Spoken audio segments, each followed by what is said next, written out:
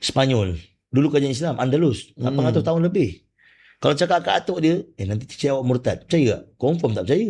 Sebab ulama, ribuan ulama. Dan ulama di Spanyol ni bukan biasa-biasa. Yang menjadi rujukan dunia. Kita ustaz biasa je. Imam Qurtubi sampai sekarang pakai tafsir dia. Qurtubi itu daripada Cordova. Ada Imam Musyatibi daripada Statiba. Daripada Spanyol. Kampung dia sama sekarang dia. Kita kalau dakwah di sana 4 tahun lepas, di Statiba tu dulu 100% hafiz Quran. Masjid banyak. Orang Islam 100%. Sekarang ni tidak dijumpa walaupun satu masjid. Tidak ada walaupun satu madrasah. Dan orang Islam yang asal sana tak ada habis. Murtad habis semua.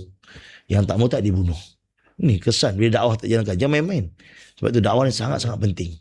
Bila orang Islam tak buat dakwah, maka lama-lama orang Islam akan dilemah. Islam akan keluar dari kehidupan mereka. Madagaskar. Kita tahu cerita tu pun sebab ada kartun. Betul. Sebab tu orang Melayu sebut Madagaskar. Salah. Dia Madagaskar. Kenapa Madagaskar? Bila para sahabat datang, anak Sayyidina Osman namanya Muhammad bin Osman. Osman kata selagi Islam tak hidup kat kawasan Afrika sana, kau jangan balik. Dia meninggal kat sana. Jadi bila datang, dibuat dakwah kat sana sehingga 100% orang kat pulau tu masuk Islam. Sehingga dipanggil pulau tu Madinah Saghir. Madinah kecil. Tu Madinah Asghar. Madinah kecil. Macam Madinah. Perempuan pakai pudar hidup atas agama. Tapi bila dakwah tak jalankan,